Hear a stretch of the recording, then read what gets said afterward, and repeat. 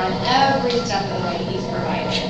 And it started from when I applied to law school. I was living in Southern California, and I applied to Pepperdine and a couple of others, and I got into Pepperdine, and you know, very attractive Malibu by the beach, beautiful.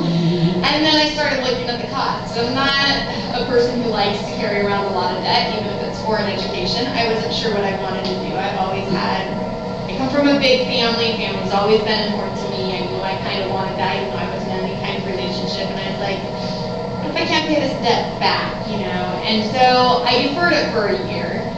And around that time, my parents decided to move to Woodland, just outside of Davis. And I had looked at UC Davis the year before, and I thought, I don't want to go to that school, it's liberal. I mean, I'm serious. So I hadn't applied to Davis because of that, and my parents were moving to Woodland. I was like, okay, well, I probably won't get in anyway, and my grades were where they need to be, my LSAT so-so, and so I'll just throw it into the hat. If I get into Pepperdine, you know, they're holding my seat, I always have that as backup. So I applied, and I was waiting, and make sure, Pepperdine called me and was like, hey, we need your money to hold your spot, and it was non-refundable at that point. It was basically like my deposit for the year, and it was like, Davis was supposed to get back to me by now, like, what do I tell Pepperdine? And so I was waiting, and I didn't feel it was right. Like, I wasn't comfortable. I wanted it, but I wasn't comfortable with the decision.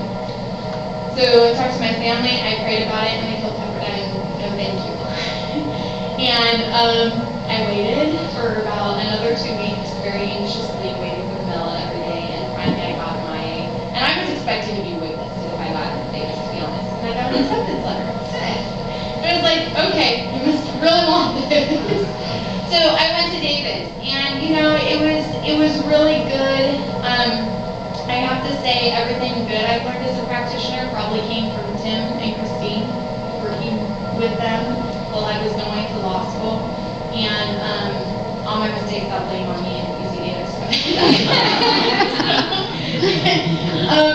But then the same thing happened with practice. I did not pass the bar the first time, and I was like, okay, and then I got married, and so I didn't sit for the bar for a while again.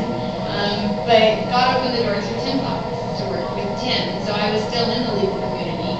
And then Tim's partner came to me one day, kind of secretly. I've been thinking about taking the bar again, and was a little scared of it, to be honest.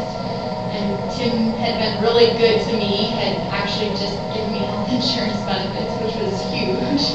And his partner comes to me when he was in town one day and was like, hey, don't tell Tim I said this, but you really need to sit for the bar again. I was like, okay.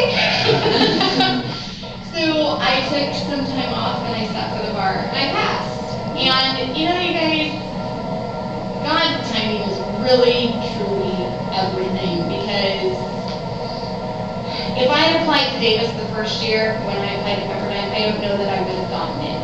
But my class was an experimental class where they looked at people's outside activities, and I had time to work between law school for a nonprofit, and they looked at other people's general interests and not just their LSATs and their GPAs that year. And so it was like, I don't think I would have made it in the year before if I had applied with that previous class. And that's the same thing with the bar. I was confident I had passed it the first time. There was a community property question on the bar. I was like ready for it. I had this brilliant answer. People were talking about it later because I had done a lot of work with family. I was like, that was so easy, you guys. And you know, I was like, sure, I had done it, and then no, I hadn't. And then the second time I was like, not feeling as confident about this one, and I get my results and I passed.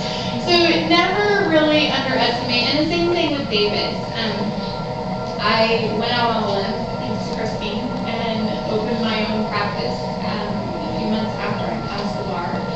And he always provided like the work that I needed. And that was what I needed then, because I had my baby. It was very, very flexible, and it was the door got open for